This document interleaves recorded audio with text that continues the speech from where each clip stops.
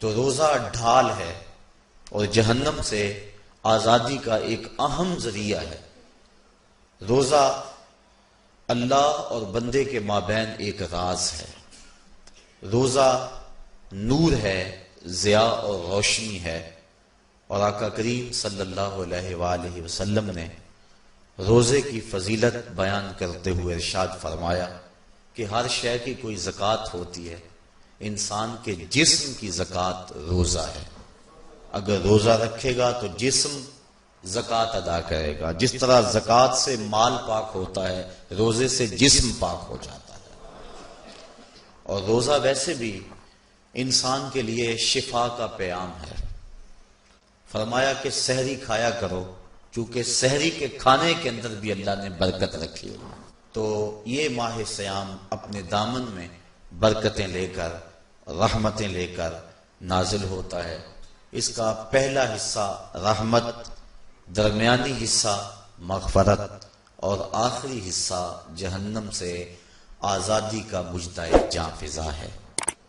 حدیث میں آتا ہے کہ اللہ نے میری امت کو رمضان المبارک کے روزے کے حوالے سے 5 چیزیں ایسی عطا کی ہیں جو اس سے قبل کسی امت کو نصیب نہیں ہوئی۔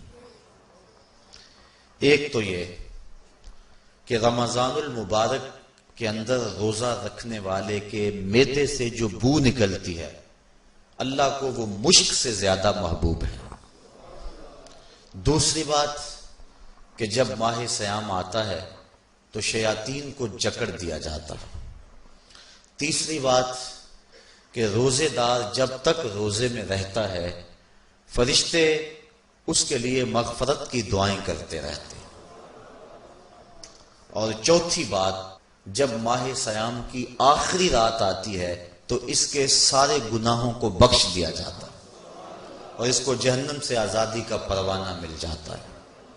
بلکہ ایک صحابی نے حضور سے عرض کی کہ آقا کریم، جو یہ جہنم سے آزادی کا پروانہ مومن کو ملتا ہے تو کیا یہ لیلۃ القدر کی رات ہے؟ تو آقا کریم نے فرمایا نہیں، جب مزدور اپنی مزدوری مکمل کرتا ہے، جب اس کی دہاڑی پوری ہو جاتی ہے تو پھر اس کو اس کا مالک کچھ دیتا ہے، تو یہ جو اس کو بخشش اور مغفرت کا مجدہ جاں فضا دیا جاتا ہے، یہ اس کی مزدوری ہے۔ اور فرمایا کہ جو لیلۃ القدر کی برکتیں اس کو حاصل ہوتی ہیں، یہ اس کے علاوہ ہیں۔ اور یہ اللہ تعالیٰ جل شانہ نے خاص کرم نوازی فرمائی بندہ مومن پر کہ اس کو یہ بابرکت رات عطا فرمائی۔ اور 5ویں فضیلت جو اس کو دی گئی، روزہ دار کو اور حضور سے قبل جو امتوں میں لوگ روزے رکھتے تھے، یہ فضیلتیں ان کو نہیں عطا کی گئی۔ جنت کو پورا مومن کے لیے آراستہ و پیراستہ کیا جاتا ہے۔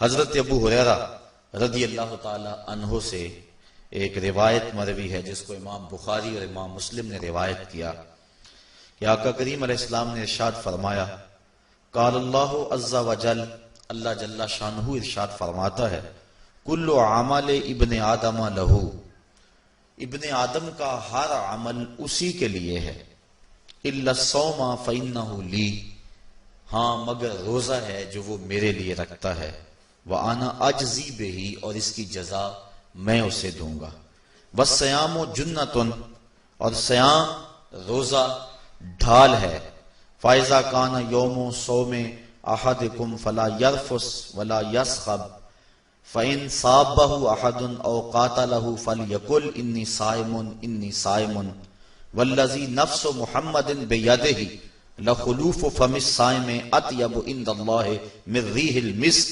لِلصَّائِمِ فَرْحَتَانِ يَفْرَحُهُمَا إِذَا أَفْطَرَ فَرِحَ بِفِطْرِهِ وَإِذَا لَقِيَ رَبَّهُ فَرِحَ بِصَوْمِهِ۔ تو فرمایا کہ جب کوئی شخص روزہ رکھتا ہے تو اس کا یہ عمل اللہ کے لیے ہے اور اللہ تعالیٰ اس کی جزا دے گا۔ روزہ ڈھال ہے، جب کوئی شخص روزہ رکھے تو وہ اس کے اندر کوئی اللہ کی نافرمانی نہ کرے، یہاں تک کہ اگر اس کو کوئی شخص گالی بھی دے تو وہ یہ کہے کہ میرا روزہ ہے، میں صائم ہوں، میں نے روزہ رکھا ہوا ہے، یہ کہہ کے لڑنے والے کو، الجھنے والے کو ٹال دے۔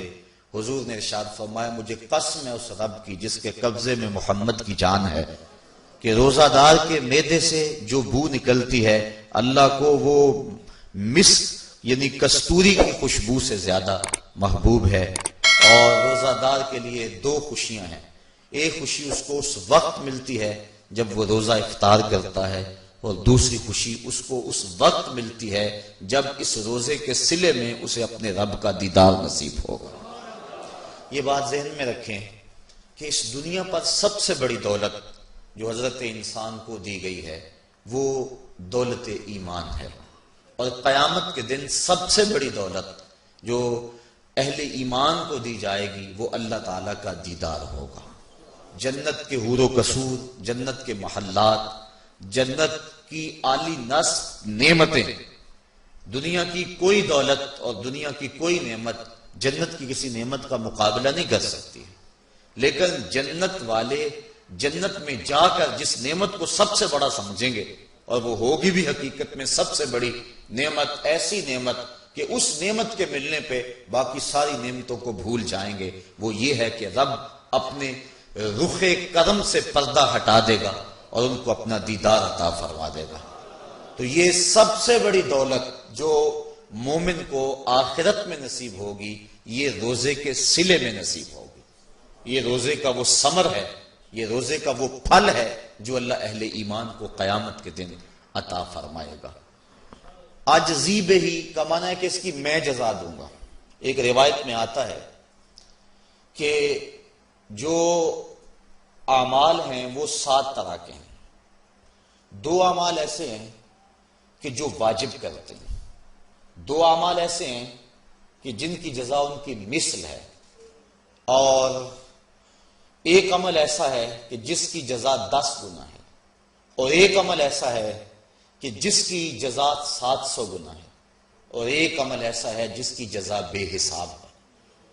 فرمایا کہ وہ 2 عمل جو واجب کرتے ہیں وہ یہ کہ اگر کسی شخص نے اللہ کی عبادت کی اور اس کے ساتھ کسی کو شریک نہ ٹھہرایا تو وہ جنت کو یہ اعمال واجب کر دیتے ہیں، یعنی اس کو جنت کا ملنا لازم ہے، ضروری ہے، واجب ہے اس کے لیے۔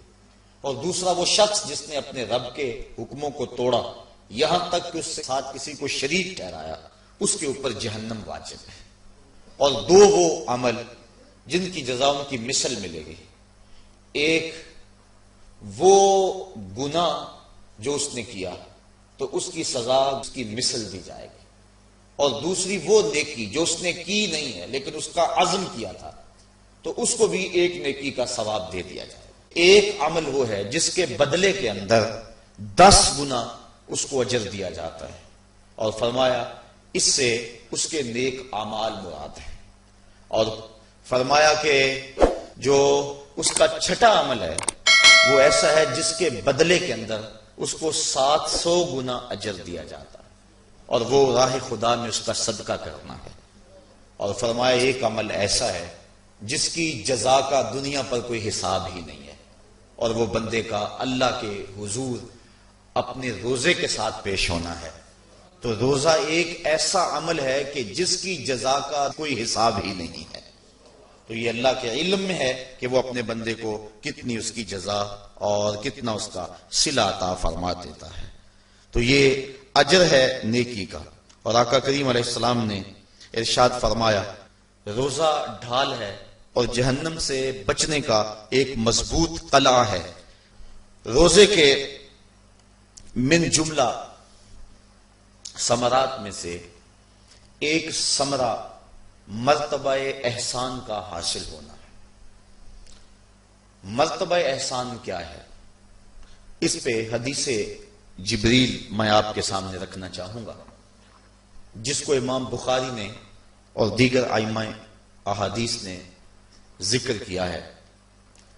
مسجد نبوی کا ماحول تھا، مدینہ شریف کی فضائیں تھیں، صحابہ حضور کی صحبت میں جلوہ فراز تھے، نور بٹ رہا تھا، اجالے اتر رہے تھے، صحابہ کے من روشنی سے مالا مال تھے کہ حضرت عمر فاروق رضی اللہ تعالی عنہ فرماتے ہیں کہ ایک شخص آیا جس کی گھنی سیاہ داڑھی تھی اور اس کا سفید لباس تھا، ہم میں سے اسے کوئی جانتا بھی نہیں تھا، لیکن اپنے وجود کی تر و تازگی کی وجہ سے وہ مسافر بھی دکھائی نہیں دیتا تھا، چونکہ مسافر ہوتا تو آثار سفر اس کے بدن سے ظاہر ہوتے، لگتا تھا جس طرح یہی کسی گلی سے نکل کے آیا ہے، لیکن چونکہ وہ وہاں کا رہنے والا نہیں تھا، ہم میں سے اسے کوئی پہچانتا بھی نہیں تھا۔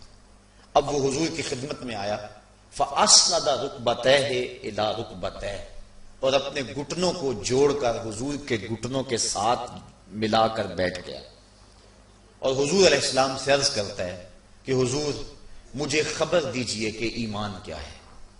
حضور نے ارشاد فرمایا ایمان یہ ہے کہ تو اللہ پر ایمان لائے، اس کے رسول پر ایمان لائے، پچھلی کتابوں پہ ایمان لائے، اچھی بری تقدیر پہ ایمان لائے، فرشتوں پہ ایمان لائے، بتایا حضور نے۔ تو اس نے کہا صدقتا، آپ نے سچ کہا۔ کہتے ہیں ہمیں بڑا تعجب ہوا کہ خود ہی سوال کرتا ہے اور خود ہی تائید کر دیتا ہے۔ پھر کہنے لگا اسلام کیا ہے؟ تو حضور علیہ السلام نے فرمایا اسلام یہ ہے کہ تو نماز پڑھے، روزہ رکھے، حج کرے، زکوٰۃ ادا کرے، اراکین اسلام اس کو بیان کیے۔ کہنے لگا آپ نے سچ کہا۔ کہتے ہمیں پھر تعجب ہوا کہ خود ہی ایک بات کہہ رہا ہے اور خود ہی پھر اس کی تصدیق کر رہا ہے۔ کہتے پھر وہ پوچھتا ہے مل احسان، حضور احسان کیا ہے؟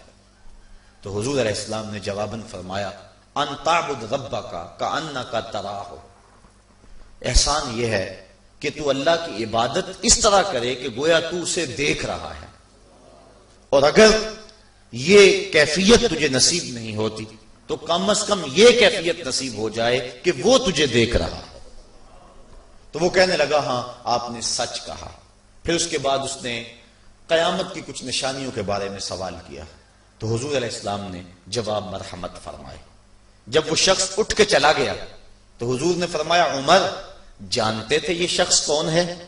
کہا اللہ و رسولہ عالم، اللہ اس کا رسول خوب جانتا ہے۔ فرمایا ھذا جبریل، یہ جبریل امین تھا اور تمہیں تمہارا سکھانے کے لیے آیا تھا۔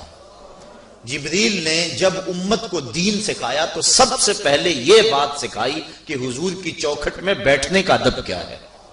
دونوں گھٹنے بچھا کر وہ اس طرح حضور کی چوکھٹ میں ادب کے ساتھ بیٹھا، اور اس کے بعد حضور سے اس نے سوالات کیے۔ تو فرمایا یہ جبریل امین تھے جو تمہیں تمہارا دین سکھانے کے لیے آئے تھے۔ تو جبریل امین نے جو دین سکھایا، جو چیزیں پوچھی وہ 3 چیزیں تھیں، ایمان کیا ہے، اسلام کیا ہے اور احسان کیا ہے۔ تو احسان تیسری چیز ہے جس کو ہم اپنی زبان کے اندر تصوف کہتے ہیں، جس کو ہم طریقت کا نام دیتے ہیں۔ تو اس کو درجہ احسان یا مرتبہ احسان کہا جاتا ہے، اور یہ دین کی روح ہے۔ جو لوگ طریقت کا انکار کرتے ہیں وہ دین کی روح کا انکار کرتے ہیں۔ تو حضور علیہ السلام نے جو طریقت بیان فرمائی وہ یہ تھی کہ اللہ کی عبادت تو اس طرح کرے کہ جس طرح تو اسے دیکھتا ہے۔ اگر یہ کیفیت مل جائے تو سبحان اللہ، لیکن اگر یہ کیفیت نہیں ملی تو کم از کم یہ کیفیت تو ملے کہ وہ مجھے دیکھ رہا ہے، اور اگر یہ کیفیت بھی مل جائے کہ وہ مجھے دیکھ رہا ہے تو بتائیے کہ پھر انسان کی زندگی میں کتنا سرور آ جائے گا کہ جب وہ نماز کے لیے کھڑا ہو تو اس تصور میں ڈوب جائے کہ میرا مالک تو مجھے دیکھ رہا ہے، تو پھر نماز کا کتنا سرور آ جائے گا اس کو۔ اور جب وہ کوئی اور نیک عمل کر رہا ہو تو اس تصور میں ڈوب جائے کہ میرا مالک میرے اوپر نگاہ لطف فرما رہا ہے، تو پھر اس کی کیفیت کا عالم کیا ہوگا۔ تو پہلی کیفیت کہ تو اسے دیکھ رہا ہے۔ حضرت علی المرتضیٰ رضی اللہ تعالی عنہ سے کسی نے پوچھا جس رب کی عبادت کرتے ہو کیا اس کو کبھی دیکھا بھی ہے؟ تو حضرت علی المرتضیٰ نے جواباً کہا لم اعبد ربا لم اراہ، اے صاحب کبھی کبھی کی بات کیا کرتا ہے، علی تو اتنی دیر تک سجدے سے سر ہی نہیں اٹھاتا جب تک اس کے جمال جہاں آرا سے فیض یاب نہیں ہو جاتا۔ حضرت داتا گنج بخش علی حجویری علیہ رحمہ کشف الماجوب کے اندر ایک حدیث نقل کرتے ہیں کہ حضور علیہ السلام نے ارشاد فرمایا کہ فاقہ کشی اختیار کرو اور بھوک اور پیاس برداشت کرو، ممکن ہے کہ اس دنیا کے اندر تم اپنے دل کی آنکھوں سے اپنے رب کا مشاہدہ کرو۔ تو یہ جو مرتبہ احسان ہے، جو مومن کا مقصود ہے، وہ اس کو حاصل ہوگا روزہ رکھنے سے۔ اور اگر چلو کسی روزہ دار کو یہ کیفیت نہ ملے کہ وہ اپنے رب کے جمال جہاں آرا کو دیکھ لے، اس کے جلووں کو دیکھ لے، اس کے دیدار کی دولت سے مالا مال ہو جائے، اس کا دل اس کی محبت میں ایسا ڈوبے کہ وہ جدھر دیکھے اسی کے جلووں کو ہی دیکھتا چلا جائے۔ اگر روزہ دار کو ایسی دولت نہ بھی نصیب ہو تو کم از کم روزہ دار کو یہ دولت تو ضرور ملے گی کہ وہ اس احساس میں ڈوب جائے گا کہ میرا رب مجھے دیکھ رہا ہے۔ گناہگار سے گناہگار شخص بھی کڑکتی ہوئی دوپہر میں ٹھنڈا پانی دستیاب ہونے کے باوجود ایک گھونٹ بھی حلق سے نیچے نہیں اتارتا، کیوں؟ اس لیے کہ میرا مالک تو مجھے دیکھ رہا ہے۔ تو یہ احساس اس کو آیا کہ نہ آیا؟ کاش کہ رمضان میں یہ نور جو ہم کو نصیب ہوتا ہے، یہ رمضان کا خاص نور ہے، مرتبہ احسان سے پھوٹتا ہوا یہ اجالا رمضان میں ایک گناہگار سے گناہگار شخص بھی حاصل کر لیتا ہے کہ وہ اس احساس میں ڈوب جاتا ہے کہ میرا مالک مجھے دیکھ رہا ہے۔ کاش کہ وہ اس کو اندر سمو لے اور اس کو دل کی ایک ایک پرت پہ رکھ لے اور اس کو سجا لے اور اس دولت کو پھر جانے نہ دے، تو پھر اس کے لیے گناہ کرنا مشکل ہی نہیں محال ہو جائے گا۔ اس احساس سے پانی نہیں پیتا کہ میرا اللہ مجھے دیکھ رہا ہے، تو کیا مجھے یہ بتاؤ کہ جب وہ دکان پہ بیٹھ کے ڈنڈی مارتا ہے کہ اللہ اس وقت نہیں دیکھتا؟ جب وہ کسی کی جیب کاٹتا ہے اللہ اس وقت نہیں دیکھتا؟ جب وہ رشوت لے رہا ہوتا ہے اللہ اس وقت نہیں دیکھتا؟ کہ اللہ تعالیٰ صرف رمضان میں دیکھتا ہے، غیر رمضان میں نہیں دیکھتا؟ تو یہ احساس کاش کہ اس کے ساتھ لگ جائے کہ میرا مالک مجھے دیکھ رہا ہے، تو پھر گناہ کرنا مشکل ہی نہیں ناممکن ہو جاتا ہے۔ 7ویں کوٹھڑی میں جب سارے دروازے بند کر کے بت کے اوپر موٹا کپڑا ڈال کے زلیخا بولی ہے تالک یوسف اب آ جاؤ نا، اب تو کوئی نہیں دیکھ رہا ہے، تو یہی احساس تھا جس نے روشنی دی۔ قال معاذ اللہ، کہا اللہ کی پناہ، تو اپنے معبود سے موٹی چادر ڈال کر چھپ گئی، لیکن میرا خدا تو 7ویں کوٹھڑی میں بھی دیکھ رہا ہے۔ پھر اتنی روشنی برسی، اتنے اجالے اترے کہ گناہ کیا، گناہ کا تصور بھی محال ہو گیا۔ تو یہ یقین، یہ اذعان کہ میرا مالک مجھ کو دیکھ رہا ہے، انسان کے لیے گناہ کو مشکل ہی نہیں ناممکن بنا دیتا ہے۔